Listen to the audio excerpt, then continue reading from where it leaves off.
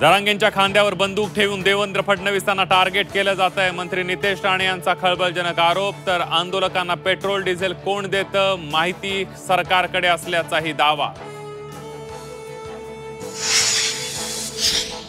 नितेश राणेंच्या आरोपानंतर मनोज जरांगेंचा संताप। अर्वाच्य भाषेत जरांगेंचे राणेंना शिवीगाळ, तर सर्व आरोप जरांगे पाटलांनी फेटाळले।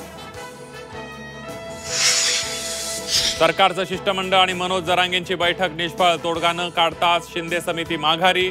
मराठा आरक्षणासाठी मनोज जरांगेंचं उपोषण सुरूच। येत्या शनिवार आणि रविवारी मोठं आंदोलन करणार, एकही मराठा घरी दिसणार नाही, मनोज जरांगेंचा सरकारला इशारा। या सगळ्या गोष्टींची उत्तर तुम्हाला एकनाथ शिंदेच देऊ शकतात, मी नाही देऊ शकत। मराठा आरक्षणासाठी जरांगे पुन्हा मुंबईत का आले, एकनाथ शिंदेच उत्तर देऊ शकतील। राज ठाकरेंच्या वक्तव्यानं चर्चांना उधाण। आझाद मैदानातून जरांगेंना उचला, बेकायदेशीर मागण्यांसाठी आंदोलन करणाऱ्या जरांगेंना अटक करा, गुणरत्न सदावर्तेंची सरकारकडे मागणी। जरांगेंच्या आंदोलनाला ओबीसी नेते आंदोलनाने उत्तर देणार, लवकरच ओबीसी संघर्ष यात्रा काढणार, पुण्यातील ओबीसी बैठकीत निर्धार।